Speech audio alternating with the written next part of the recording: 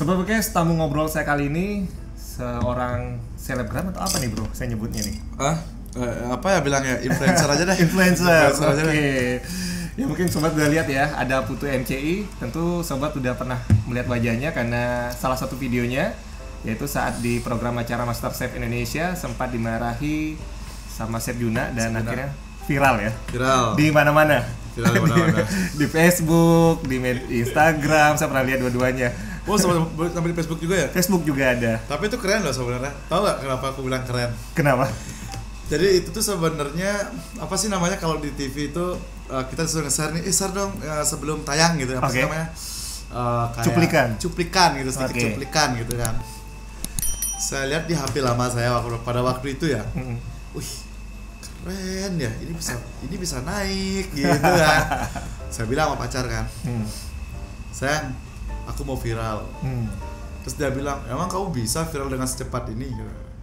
Saya bilang, kenapa enggak? Kamu bisa lihat video ini, biasa aja. Ini hal yang cepat bisa bikin viral. Saya bilang gitu. Saya naikin di Instagram saya dulu. Terus saya suruh teman saya satu dari media info. Nah, tolong dong naikin. Tolong naikin di media info. Habis itu saya lihat Instagram saya yang repost 2000 orang. Ini orang apaan yang repost? Saya udah bilang ini bakal viral. Dan sering dijadikan meme ya. Juga. Kenapa saya bilang bisa jadi viral? Indonesia butuh sensasi. Benar-benar kita hari ini mau ngobrolin itu juga nih. Karena tadi Putu sendiri kan nggak mau disebut selebgram nih, influencer. Nah, sebenarnya kenapa tuh? Satu gini. Kalau selebgram sendiri menurut saya tuh saya suka main Instagram ya. Saya tuh suka main Instagram. Tapi padahal saya potong dikit. Secara syarat kan Putu memenuhi nih jumlah follower. Kalau lihat definisinya ya, saya baca di artikel itu sudah memenuhi. Kemudian selebritis, selebgram ini kan sebenarnya singkatan ya, selebritis dan Instagram. Putu begitu aktif di Instagram. Kalau saya pribadi gini, kalau saya lebih senang disebut dengan influencer ketimbang atau enggak content creator, ya ketimbang saya disebut dengan selebgram. Kalau saya disebut dengan content creator, saya bisa masuk ke kalangan semua media. Mau saya masuk ke YouTube, saya mau masuk ke Instagram, TikTok, apapun media-media yang ada pada saat ini ya, saya bisa masuk ke semua kalangan. Gitu. Tapi kalau saya disebut dengan selebgram, sorry ya, satu image-nya itu menurut saya udah nggak bagus. Kenapa saya bilang image selebgram itu nggak bagus? Karena satu gini, semua hal itu bisa viral di Instagram, ya kan? Orang tidak mempunyai karya pun, karya itu kan banyak ya. Karya itu ada di musik, karya itu ada di seni. Seni itu bisa disebut patung, lukisan dan lain-lain ya. Itu karya kan. Di kuliner pun itu karya gitu loh. Menciptakan sebuah karya, art dan lain-lain ya kan. Semua itu bisa disebut karya, tapi ada orang yang cuma menonjolkan karya pemberian Tuhan ya. Tahu kan ya? Karya pemberian Tuhan udah viral gitu loh. Cuma fisik gitu ya. Ya, mereka fisik lah. Dalam artian kita bandingkan man and girl ya. Kalau laki-laki nih buka baju dah coba, ya kan? Nggak ada yang ladenin. Coba wanita buka baju di Instagram, ya kan? 1 juta kayak follower sehari. Iya kan? Ya, itu karya Tuhan yang diberikan pada kita, ya kan? Bukan karya dari kita sendiri. Ya dalam artian selebgram, ya kan? Seleb dalam artian selebriti. Semua selebriti pasti mempunyai suatu karya. Mau dia karya dalam artian penyiar, mau dia buat konten dalam artian makanan, kuliner dan lain-lain. Itu intinya karya yang dia buat gitu loh. Tapi dia buat karya dalam artian yang kalau saya bilangnya tadi itu, dia cuma bikin foto atau video udah goyang 2 kali sudah selesai, naik. Yang nge-share banyak banget, followernya banyak banget, ya kan? Yang ngikutin pasti laki-laki. Jadi itu ya alasan kenapa tidak mau disebut selebgram, lebih ke konten kreator. Konten kreator aja. Iya benar-benar. Semua media masuk ya. Iya. Ibaratkan kayak gini. Banyak orang yang di Instagram dia viral, tapi dia menggunakan bodinya dia, dengan fisiknya dia viral. Setelah dari YouTube dia cuma bikin konten gini-gini nggak bisa, sulit. Iya. Gitu beda ya, nanti dia itu beda pasti sendiri. Beda. Karena di sana benar-benar nuntut karya. Iya. Kalau di YouTube tuh sekarang udah semakin gimana ya? Saya bilang semakin maju terus gitu loh. Resolusi harus semakin tinggi di YouTube. Sekarang kalau dulu kita nonton video 1060 ya, 1060, 1070 masih oke kan. Sekarang udah ada TV, nonton itu bisa lewat TV maksimal minimal tuh sekarang udah 1080 ya kan. Betul. Biar perlu 4K lagi. Iya kan, semakin bagus tayangan semakin banyak orang yang nonton. Karena kalau sekarang tuh penonton Indonesia itu saya bilang tuh sudah termasuk pinter gitu loh. Kenapa saya bilang pinter? Satu, penonton Indonesia sekarang tuh udah nggak kayak dulu. Kalau dulu orang yang viral di Instagram tuh gampang banget buatnya sensasi viral. Tapi sekarang untuk viral untuk membuat dia men-subscribe channel kita, dia tuh butuh dalam artian tayangannya bagus, konsepnya bagus, apa yang dibawakan. Itu saya bilang sekarang penonton Indonesia udah mulai pinter. Walaupun netizennya juga kuat. Artinya gini, kalau boleh dibilang Oke, orang mungkin suka aja sesuatu yang sensasi di Indonesia ya. Sensasi. Tetapi untuk mensubscribe, kita bicara di YouTube nih. Itu nanti dulu. Orang ngeliat dulu, cocok nggak dengan selera saya. Misalkan nih, kalau saya sendiri, saya senang bola. Ya cari konten bola pun yang kira-kira mana yang menarik buat saya untuk simak, itu yang saya subscribe. Boleh bilang kayak gitu? Itu kembali lagi sama gini. Ini misalnya beli pakai resolusi yang 170, 1070. Saya pakai resolusi yang 1080. Otomatis tayangan saya lebih bagus timbang beli. Iya. Di saat orang nonton bola, padahal mimik saya tuh nggak begitu bagus, tapi beli bagus. Nah, orang lihat apa? Tayangannya dulu nih. Masa sih nonton bola banyak semutnya? Nah, mereka memanjakan mata dulu. Iya. Yang udah nggak apa-apa nonton yang jelekan, tapi tayangannya bagus. Nah, seperti itu. Iya. Kalau kita nonton bola sialan nih, bolanya mana sih, banyak banget semutnya nih. Jelek banget kan ya. Tapi pas nonton bola, tayangannya bagus tapi komentatornya udah nggak apa-apa, skip aja kok suaranya ya kan. Penting tayangannya bagus nih. Kita butuhin apa, pertandingannya mereka ya udah. Gitu, akhirnya itu pilihan menjadi di-subscribe. Di-subscribe gitu loh. Artinya disitulah bedanya letaknya ketika orang berkarya dengan karyanya ketimbang dengan ya tadi anugerah Tuhan yang sebutan Putu nih. Tapi Putu sendiri nih, selama ini kan dikenal dengan kulinernya karena memang muncul dari sebuah program acara kuliner. MasterChef. Tapi sebelum dari MasterChef memang saya udah suka kuliner awalnya, tapi memang belum terkenal aja. ya itu memang sudah di sana ya, pendidikan atau apa? Ya setungkare ya, memang program MasterChef itu memang membuat saya jadi viral dan jadi bukan viral ya. Dikenal. Banyak orang yang tahu saya gitu loh. Banyak orang tahu saya sih. Nah, jadi ya bersyukur juga sih masuk di sana gitu. Karena kalau dibilang memang suka kuliner itu memang dari dulu. Jadi dulu saya sekolah itu kuliner, terus salah satu kakek saya juga seorang eksekutif chef di salah satu hotel bintang Bali bintang 5 di Bali juga, berbintang juga di Bali. Terus saya juga memang memulai karir saya itu memang dari saya kelas 1 SMK. Saya udah kerja pada waktu itu. Saya gimana caranya mendapatkan duit pakai uang jajan tambahan gitu. Nah, ya tahulah anak muda ya. Tahu pada waktu itu SMA, pingin ini, pingin itu. Uang jajan segini. Gak cukup pakai nabung nih setahun, kapan ya? Udah ada kerja gitu. Tapi setelah di sana kita juga pemikiran saya pada waktu itu juga berpikir hidup saya ke depannya kemana? Gitu. Tujuan saya tuh kemana? Gitu loh. Apakah saya tuh dulu awalnya saya seorang atlet. Oh ya? Saya atlet bola. Saya pernah main di Perseden. Saya pernah main di PS Badung. Saya pingin banget nih jadi atlet nih. Kuat banget latihan. Cedera engkel lah saya. Saya hilangkan. Jadi kayak udah mungkin bukan jalannya nih. Setiap orang kan bawa ibaratkan yang kalau orang Bali bilang garis tangan lah ya gitu. Udah bukan garis tanganku nih di sini nih. Aku suka masak nih. Hal keduanya adalah hobiku masak gitu. aku udah sekolah kuliner SMK. Wah sekarang aku hobiku masak. Yaudah aku tekun nih, coba deh memperdalami. Semakin diperdalami kok nggak ada ujung-ujungnya, tapi makin seru. Tahu filosofinya, tahu ini. Wah seru nih. Ya udah perdalamin aja nih. Perdalamin belajar. Nyebur gitu ya. Iya nyebur aja udah. Pokoknya ya intinya dalam artian ya kalau kita cuma belajar di sekolah. Kalau saya sendiri kita cuma belajar di sekolah hanya materi aja. Kita nggak bakal bisa kalau kita belum pernah ngerasain. Ibaratkan kalau ada orang yang, bro, lu jangan lewat jalan situ dah, lubangnya banyak banget. Kita masih berpikir bawa motor, nggak mungkin, kemarinnya saya bagus-bagus aja jalannya. Nah jalan aja, iya kan? Yeah. Pas kita lewat, iya beneran no gitu. Nah besoknya pasti, waduh jalannya jelek banget, kita lewat jalan-jalanin aja dah ya, seperti itu.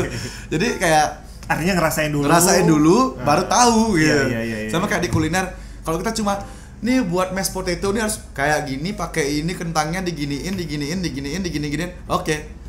Besoknya mau buat, kemarin buat mashed potato suruhnya apa aja ya? Nggak tahu. Coba sekarang dipraktekin.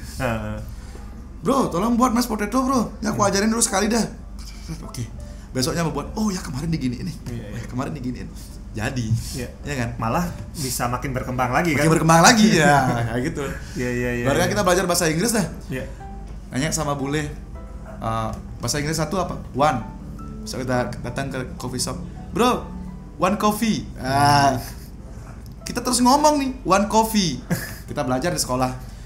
1, 1, 2, 2. Ya udah nggak bakal kita ingat-ingat dah tuh. Tapi di saat kita mempraktekkan, karena kita terus membicarakan hal seperti itu, pasti kita bakal ingat. Wah, ini seru nih, semakin seru semakin diperdalami. Ya malah itu tadi variannya makin berkembang gitu kalau di kuliner atau ada bidang apapun ya. Benar. Nah, oke, akhirnya memutuskan di sana. Cuman akhirnya karena udah nyebur lah di MasterChef segala macam. Ini kan saat ini pakai, sebenarnya saya penasaran juga nih ya. Mungkin juga Sobat Podcast juga pada penasaran nih. Sebenarnya nama aslinya siapa sih bro? Oke. Boleh nggak nih kalau boleh loh? Oke, boleh. Jadi awalnya tuh nama saya Alex. Enggak. Alex. Sebenarnya maunya kemarin ganti akte langsung ya. Ganti akte, ganti KTP, ganti apa namanya? Kakak langsung gitu loh, ya kan? Sama MCI. Maunya ganti kakak langsung, ganti nama jadi Putu Alex siapa gitu kan. Tapi nggak jadi. Jadi gini, awalnya itu nama saya itu kan Putu Wahyu Saputra, nama lengkap ya. Nama asli nih ya. Nama lengkap. Jadi itu nama itu pemberian dari salah satu dokter di mana tempat saya lahir, di salah satu rumah sakit di Denpasar. Jadi saya lahir. Waktu itu ada 3 orang yang lahir pada waktu itu, saya dan ada 2 orang lagi. Nah dari semua cewek-cewek, saya cowok sendiri. Gitu. 4 apa 3 saya lupa juga nih. Cewek-cewek saya cowok sendiri. Akhirnya dokter itu memberikan saya nama ini, gitu. Jadi bapak saya memberikan saya nama itu, gitu. Tapi dirubah dikit sih. Jadi kayak dulu tuh pokoknya Saputranya tuh dirubah jadi Mahaputra apa jadi Saputra gitu kan. Ada perubahan. Ada perubahan dikit gitu. Jadi Putu Wahyu Saputra. Nah, dulunya waktu saya sekolah, waktu saya di Bali, saya masih di Bali sih ya. Maksudnya waktu saya masih sekolah di lingkungan saya familiar dengan nama Wahyu. Awalnya. Nah, datanglah saya ke MasterChef Indonesia. Pada waktu itu saya audisi di Bali, itu dari 2.000 orang Bali Lombok. Mencari cuma 1 orang. Saya berpikir, saya suka kompetisi nih. Tapi pingin banget nih kompetisi yang lebih menantang banget, yang bulanan mainnya gitu loh. Ya, oke deh, saya ikut MasterChef. Saya join, saya dari MasterChef, sudah lewatin beberapa audisi daerah kan. Habis itu di Jakarta juga ada audisi lagi nasional kan. Saya lewatin, saya bilang sama diri saya sendiri. Saya harus bawa apa yang bisa mencerminkan, membawa karakter. Karena di saat kamu keluar dari TV, orang itu sudah mengecap kamu sebagai celebrity chef. Wah, kamu harus punya karakter. Contohnya, Chef Muto, apa karakternya dia? Kungfu chef, mereka lempar pisau. Ya kan? Chef Arnold, apa yang diciriaskan sama dia? Ada ciri khasnya dia. Juna, apa yang diciriaskan sama dia? Japanese foodnya dia. Renata healthy food. Semua mereka punya ciri khas yang berbeda-beda. Wah, kalau saya ini harus ada nih. Apa yang saya ciri khaskan? Masakan kuliner daerah saya. Kapan lagi nih ya kan, memperkenalkan budaya, kuliner, ya kan, karena budaya dan tradisi itu belum tentu tentang tarian, tapi budaya dan tradisi itu bisa berada di kuliner juga, banyak hal juga ya kan. Setiap makanan di Bali pun ada filosofinya juga. Nah seperti itu. Wah, saya harus gini nih, pas ditanyain, Bli bisa dong kasih nama lengkap siapa? Putu. Karena Putu itu apa? Mencerminkan orang Bali ya kan? Mana ada namanya Putu orang Jawa kan? Iya. Putu kadek ketut gitu orang Jawa kan nggak mungkin nggak. Saya belum pernah sih dengar Muhammad Putu itu belum pernah sih, ya kan? Nah, mereka seperti itu. Wah, Putu udah mencerminkan orang Bali nih. Apa yang kurang? Udang. Nah, akhirnya setiap saya kemana saya pakai udang, karena udah jadi karakter gitu loh. Ibaratkan kalau orang Bali bilang itu taksu nih. Iya. Saya pernah mengalami suatu hal kayak gini. Ada waktu saya sama pacar. Saya jalan di salah satu mall di Kute. Saya lepas udang, saya nggak pakai, saya taruh di tas. Nggak ada. Padahal itu tempat itu outlet itu udah saya 3 kali 5 kali lewatin. Orang nggak ada tahu saya. Habis itu saya ke kamar mandi, pakai udang. Nah, saya kan bersihin tangan nih. Biasa ada sanitizer dan lain di tas saya. Saya pakai dulu udangnya. Saya lupa lepasin udang ini. Tiba-tiba orangnya datang. Beli putu. Oh, taksu. Ini memang taksu. Iya. Ini nggak bisa lepas nih sebenarnya gitu. Makanya kan sekarang saya datang kemana, saya pakai udang, beli putu. Setiap saya pakai udang ada yang tahu. Coba saya nggak pakai udang nggak ada yang tahu. Karena itu udah mencerminkan karakter gitu. Iya, jadi identitas yang sudah melekat nih sama Putu sendiri. Dan pemilihan Putu juga itu tadi bagian dari karakter yang pingin. Bagian dari karakter. Jadi dalam artian juga gitu bukan hanya karakter yang saya ciptakan di sana, tapi dalam artian saya kepingin dalam artian memperkenalkan, apalagi kayak saya tuh orang kuliner banget ya. Saya tuh kalau pacar saya bilang tuh kamu tuh idealis sama kuliner tuh tinggi banget. Ya kan? Ibaratkan kalau udah memang basicnya seperti ini, kamu nggak mau ngerubah-ngerubahnya gitu loh. Ya memang seperti ini, kalau kamu rubah dia bakal jadi makanan yang lain gitu loh. Kamu nggak bisa menyebut dengan sambal matah itu dengan minyak yang matang. Nah seperti itu. Kan sekarang ini banyak nih. Saya berapa kali protes dengan beberapa YouTuber artian membuat makanan sambal matah dipakai minyak yang panas. Identik matah dalam artian bahasa Bali itu cuma mantah ya kan? Ya mentah. Dalam bahasa kerennya itu tuh Bali ini salsa gitu kan. Bali salsa, apa itu salsa? Salsa adalah bahan-bahan semua yang dibuat fresh, ya kan. Di saat sambal matah itu dimasukkan minyak panas, menjadi apa? Sambal bawang. Itu bukan sambal matah. Sudah beda pengolahannya. Sudah beda. Udah beda, jadi beda karakter. Nah, itu yang saya ingin tonjolkan pada waktu itu di nasional. Saya ingin menonjolkan ini loh kuliner Bali yang asli. Ini loh yang sebenarnya yang belum banyak tahu. Kita semua tahu babi guling, tahu. Nasional pun tahu. Orang Jakarta tahu babi guling nggak? Tahu. Kalau ayam betutu tahu. Tahu sate lilit? Tahu. Tapi apakah mereka tahu mujairnyatnya? Jarang. Ya kan? Jarang. Kamu tahu lawar nggak? Tahu. Tapi mereka tahu kak lawar itu ada 3 jenis. Ya kan? Ada filosofinya nggak? Ada. Kenapa ada mujairnyat? Karena masyarakat di Kintamani, karena mujairnyat berasal dari Kintamani. Masyarakat di sana bergantung hidup dengan hasil alam, kopi, jeruk dan lain-lain, dan hasil danau. Ikan yang ada di danau itu ada gurami dan mujair. Gimana caranya mengawetkan ikan agar bisa dimakan semakin lama? Dengan cara dinyat-nyat. Apa itu nyat-nyat? Bahasa kerennya direjus. Dikurangin airnya agar bumbu itu benar-benar meresap. Mujair yang digoreng dulu baru direjus. Ya kan, seperti itu. Filosofinya kan seperti itu. Artinya masyarakat Kintamani membuat itu sebagai makanan khasnya dia untuk mengawetkan mujair itu, ikan itu agar tahan lama. Nah, sekarang seperti itu. Nah, seperti juga lawar. Lawar itu ada merah, putih, hitam, ya kan?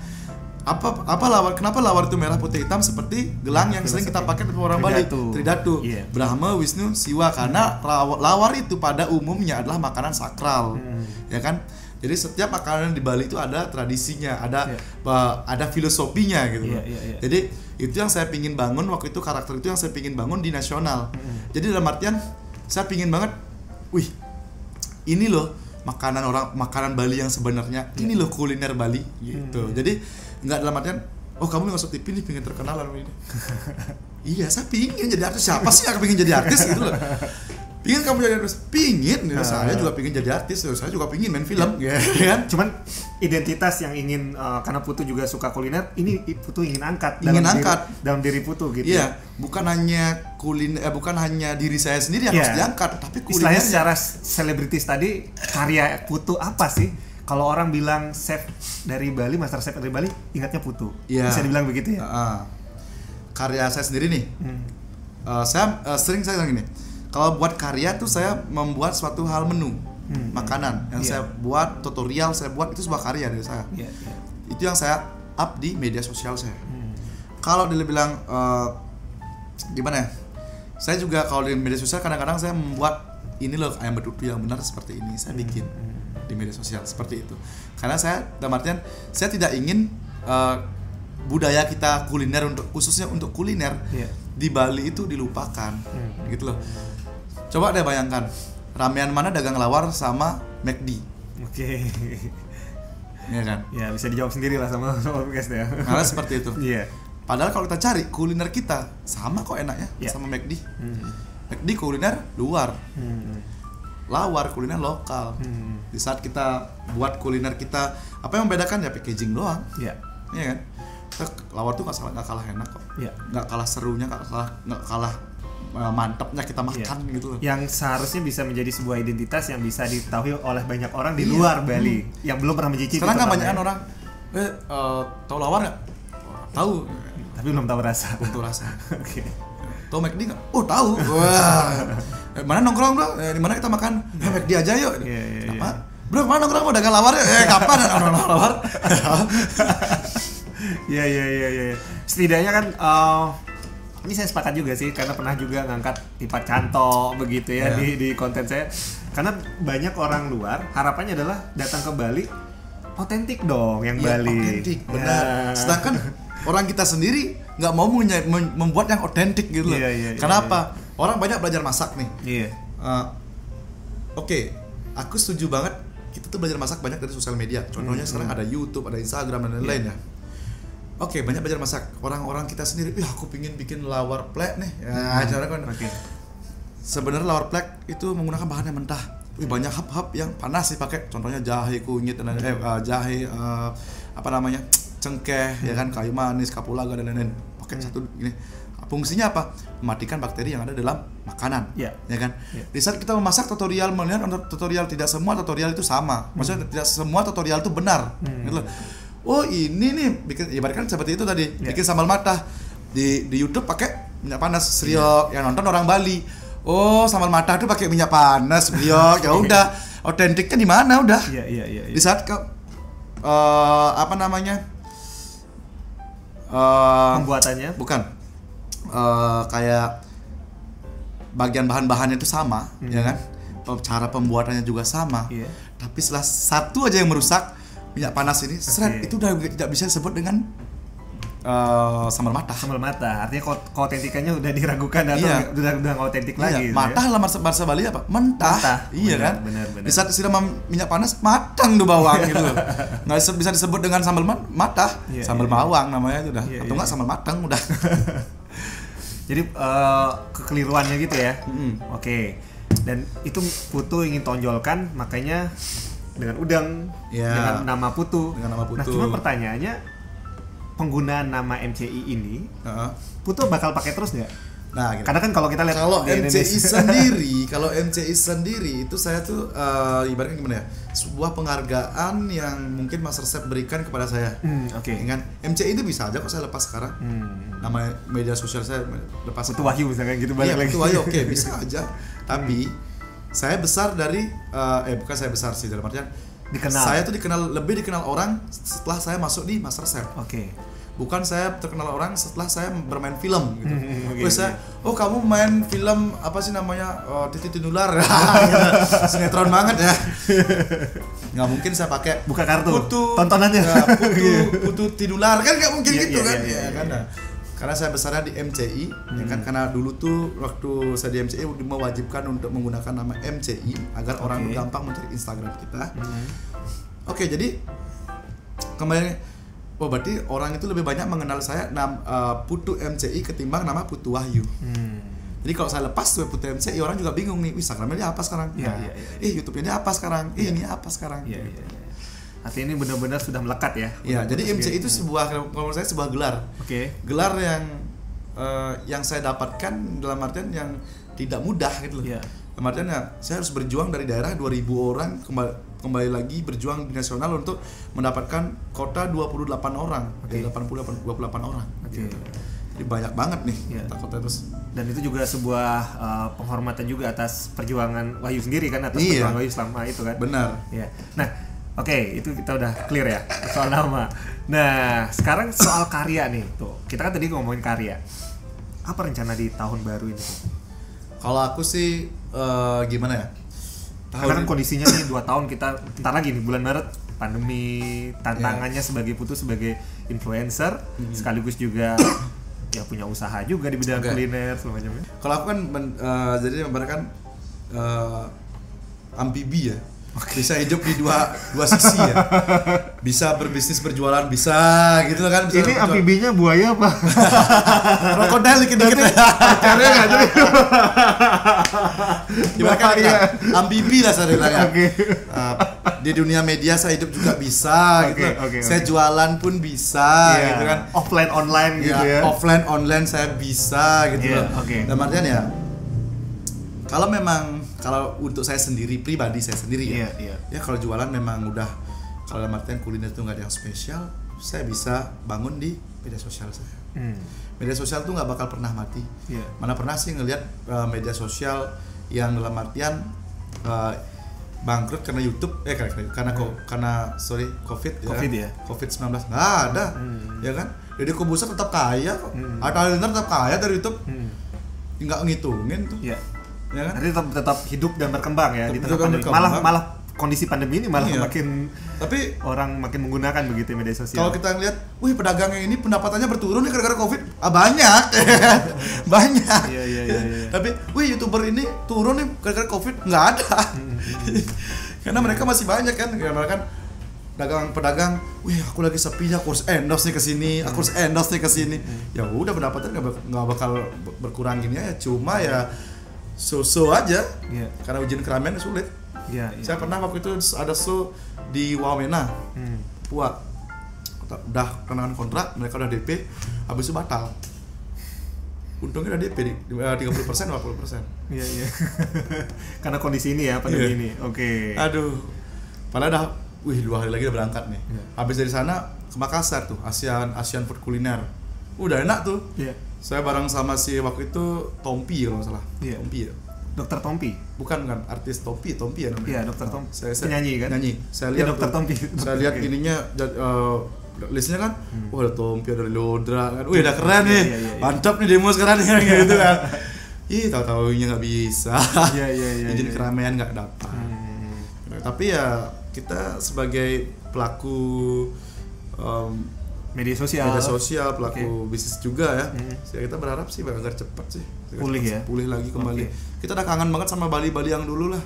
Dulu Bali dipenuhin dengan bule. Sekarang Bali dipenuhin dengan bulenan ya. Bisa aja betul. Cuman kalau punya dong, artinya kondisi kayak gini Putu kan udah pelajari nih selama 2 tahun saya harus ngapain nih. Ada plan-plan usaha atau apa yang lewat media sosial mungkin? Iya, gini. Sekarang sebenarnya boleh buka kartu dikit lah. Kalau media sosial itu ya kita terbantu banget ya. Kalau semakin kemajuan zaman kita terbantu banget. Sebenarnya COVID itu kalau di dalam artian kalau orangnya pintar, COVID itu tidak ada halangan sih untuk pemasukan ya. Maksudnya pembelian memang agak sepi, tapi nggak boleh jualan sampai gini. Itu nggak ada alasan sih gitu. Misalnya kita jualan biasanya sampai pagi gitu, sekarang coba dibatasi nih sampai jam 8 gitu. Sebenarnya bisa aja kok dari Grab Project. Dan lain-lain kita banyak aplikasi yang bisa membackup itu gitu. Sedangkan kalau misalnya semua orang orang-orang juga bakal searching di Grab, Gojek juga dong untuk belanja gitu. Mereka apalagi sudah lumrah lah orang pakai gitu ya. Jadi ya nggak perlu ditakutkan lah misalnya sekarang nih apa yang harus saya siapkan ya, saya harus mengencangkan dulu branding yang utama.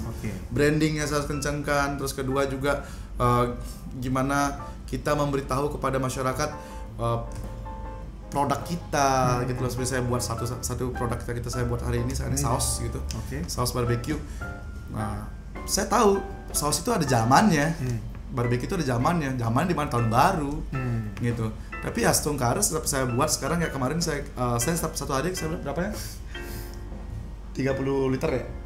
30 liter saya bisa ngabisin sehari. Wow. Gitu. 30 liter saya habisin sehari. Lumayan lah lumayan gitu.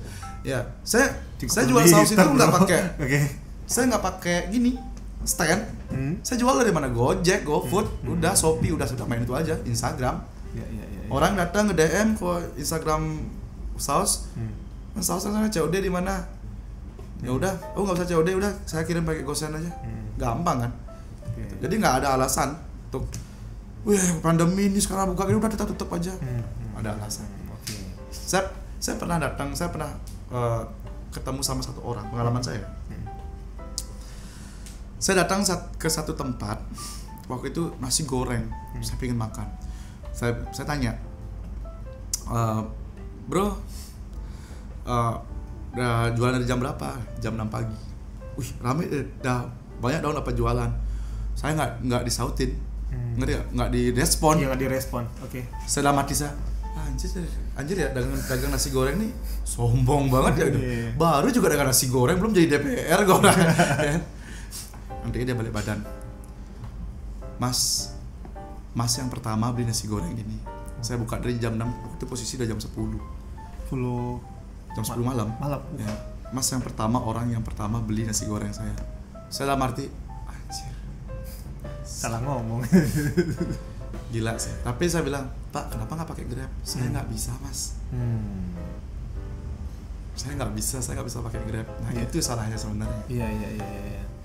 Artinya kita ya dalam artian kemajuan zaman, kita nggak boleh gaptek ya. Atau abaikan gitu ya, cuek gitu. Abaikan cuek nggak bisa. Karena suatu saat itu juga bakal berfungsi. Mau itu dari Grab, GoFood dan lain-lain, itu bukan fungsi sebenarnya. Oke. Nah, ini tips menarik nih, terutama bagi para pelaku usaha kuliner nih dari Putu langsung, yang juga pelaku usaha kuliner. Itu untuk kuliner aja ya. Iya. Tapi aku nggak pernah mempelajari tentang passion dan setidaknya artinya dengan kreativitas kita bisa berkembang begitu. Iya. Kita tetap bisa survive. Tetap mencari ide-ide apa yang dalam artian gini. Oh, kita buka sampai jam 10 nih, pandemi gimana ya? Aduh, gimana bingung nih. Kita harus pakai GoFood. Kalau beli GoFood, mereka tuh beli jauhnya harganya lebih mahal gitu. Oh ya udah deh, kita bikin aja gini. Kamu bisa menghubungi ke nomor ini, free antar, free delivery. Orang tuh bakal datang ke sana. Udah dah, free delivery dah ya. Ketimbang Gojek mahal ya. Free delivery. Setidaknya ya paling rugi, dalam artian bukan rugi sih, dalam artian kurang sedikit omset kita 10% ya nggak masalah, yang penting kan pemasukan terus ada, pendapatan terus ada, pengalinya istilahnya. Iya. Nah, kalau bisa oke, itu dari menarik ya, intinya kita kreatif dan memanfaatkan teknologi yang ada di saat kondisi kayak ini. Itu salah satu yang bisa menghidupkan usahanya Putu juga secara ya istilahnya di luar media sosial begitu. Iya, benar. Nah, pernah nggak sih dari ya fansnya Putu lah, kan Putu udah banyak yang kenal nih, nanya gitu tips-tips tentang kuliner atau tentang sesuatu, pernah nggak sih? Banyak. Oke. Banyak. Waktu itu saya pernah datang ke salah satu seminar, saya membahas tentang itu, dan dimana